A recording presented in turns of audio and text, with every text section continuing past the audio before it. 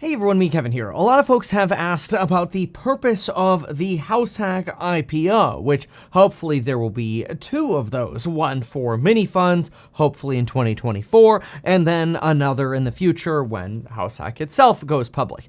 A lot of folks have wondered why, what's the point? And I thought I'd give a high-level overview of exactly what the vision is. So, from a high-level point of view, consider this.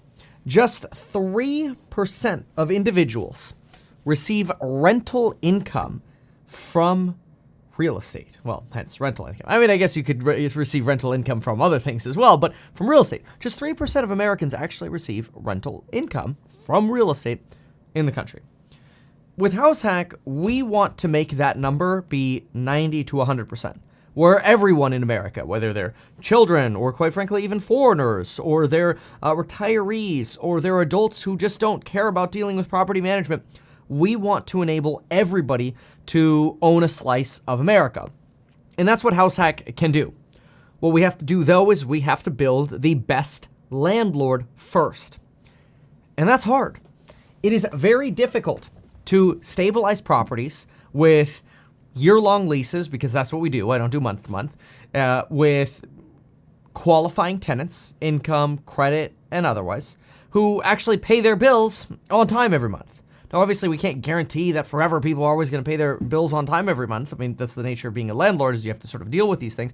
But it's also predicated on being a good landlord. Like when things are broken that the landlord is responsible for replacing, we replace them.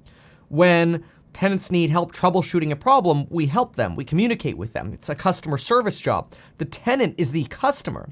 Providing customer service to a tenant is part of the job. That is why a company exists. That's why being a landlord is hard. Most people think it's provided housing, tenant leave me alone.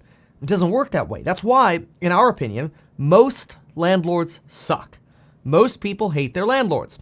Most people who get into rental real estate are in it for a while and they're like, please get me out of here. Now, a cool thing about that is we actually expect very soon here to be able to announce that we can receive 1031 investments into our mini funds. In other words, somebody will, without any kind of asset management, disposition, acquisition, all the BS fees and nonsense OpEx that doesn't actually benefit the investor at the end of the day, all that nonsense, we can do without all of that. You get 1031 into our mini funds. We expect to be able to announce that within probably the next 8 days or so here, which is pretty exciting. I'm hoping within the next week. That's my goal. So that's in place right now. So those are examples of how we want to not only be the best landlord in America, but be the best provider of rental income in America, to where we're building a company and a system that can create win-win scenarios where, without charging all these ridiculous fees, somebody can have access to diversification, to real estate, to a tax shelter, to depreciation, whatever. And HouseHack created that system and the property management for it. And HouseHack makes most of its profit off of negotiating good deals. That's the idea. Now, obviously, there are a lot of practical steps between what I've just described and executing it. We've already talked about a lot of those, and really that's for us to handle, and attorneys, and creating independent boards and valuation committees. And these are all part of the minutia of why, if you're an investor, you invested, or if you're thinking about investing, you're thinking about investing because you don't want to do it. And that's okay. I love this. This is my baby. And I love creating things. This is something that I think we're really good at. Now, again, obviously, because we're in the middle of a fundraise, I always have to say, this video is not a solicitation. If you're curious about investing, you should always read the PPM and understand the risks involved of investing in startups. Of course. But I always like to be transparent about where my head is, my vision of running this company. What is the inspiration?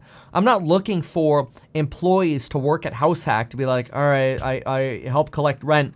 Like, we're building, in my opinion, the greatest landlord that has ever existed in America. To where if, let's say, in the future, a local school says, you know what, we want to diversify 10% of our pension fund into local real estate. Oh, hey, we happen to have a mini fund specifically for your county. So no matter where it is in the country, here you go. Here's a mini fund for your county. So now you're investing back into your local community, and you're getting the best possible property manager that could exist. And so, of course, with that, we leverage everything, whether it's software, artificial intelligence, whatever we need to do to be the best landlord. That's all already built into the assumption of a company operating. Property management with AI, oh my gosh. I think a lot of that, like every company in the future in the long term will use AI if they don't already. And a lot of these buzzwords I think are just highly unnecessary. But if you haven't yet heard, we are doing an event on June 21st to June 23rd in Vegas. On either the 22nd or the 23rd, there will be a HouseHack segment. So if you want to meet the team in person, Q&A, whatever, it's going to be right before the June 30th fundraise deadline. And then remember, if you have warrants from the very first Reg D, those expire April 8th. So mark your calendar for all of those different dates. Very important. So with that said, I just want you to have confidence that every single day we're working really hard. We are training the team that we have. We are negotiating deals. Last Friday was insane. I talked about this in sort of a family update video, but just to give you an example of how insane it is, some of the days will stack up so tightly with negotiated appointments that we'll go from 7:15 to take off. We'll go fly somewhere for an 8:30 meeting. Then I have an 8:55 around the corner. Then I got a 9:15 conference call. Then I got to get to another appointment, which then leads in a different state, which then leads to going back to another state and negotiating more deals. It's fun. I love it. It's a balance. I try to focus, like the way I try to split my week, and this is, none of this really matters, but in case, I mean, sometimes people are curious. I try to split my week where my house hack days are sort of Friday to Monday, and then I can focus on office things or YouTube or whatever during the week, which it's really important to remember that our ability to achieve what we're trying to do with HouseHack is also predicated on YouTube. Like HouseHack, I don't think we would be able to get the cycles that we really need to get to the valuation we're trying to get to with HouseHack to get to IPO if it weren't for HouseHack pitches on YouTube. That's just the way it is. So these are very much symbiotic, and it's really important that I go all in on both, which, yeah, it means working like 80 hours a week, but that's okay. I got, I always like to say this.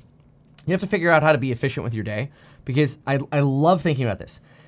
Realistically, I'm probably going to be at like 6.5 hours of sleep a day, and that's probably good. Like that'll keep me pretty functional. So if I'm at 6.5 a day, ideally 7. 7 would be nice, but that's like a treat. Maybe it could be a weekend. But anyway, 6.5 times 7 days a week, that's 45.5. Keep that number in your head. 45.5. 24 times 7 for how many hours there are in a week? 168 minus 45.5. Okay. So 168 minus 45.5 leaves me 122 hours a week. That's 3 40-hour-a-week jobs. Could it be 40 YouTube, 40 house hack, 40 family, and personal things? Yeah, that's probably what it is. So it's bang, bang, bang, bang, but it's fun. I love it. So I really enjoy it. That's just my personality, and it makes me really happy, and so I like sharing those things. And the balance works out really great. We've got so much help with the family too, which is wonderful. That's obviously totally independent of HouseHack, but some people are like, "Oh, but Kevin, you have 7 children." It's like that's okay. Like I can have 7 children, and I can be a dad, and I can play with my children. That doesn't mean I have to be there for every single bottle feed and every single diaper feed and waking up in the middle of the night. We have hired help to help us. Okay, just want people to have faith. It's just a balancing act. But anyway. I couldn't be more excited. I think this market has so many opportunities, and our long run vision, I mean, just the stat alone that only 3% of people in America earn rental income, to me was a little depressing. And so should we say we aim to democratize rental income in potentially a tax deferred manner? Probably. Thanks so much for watching. We'll see you in the next HouseHack update. Thanks. Bye.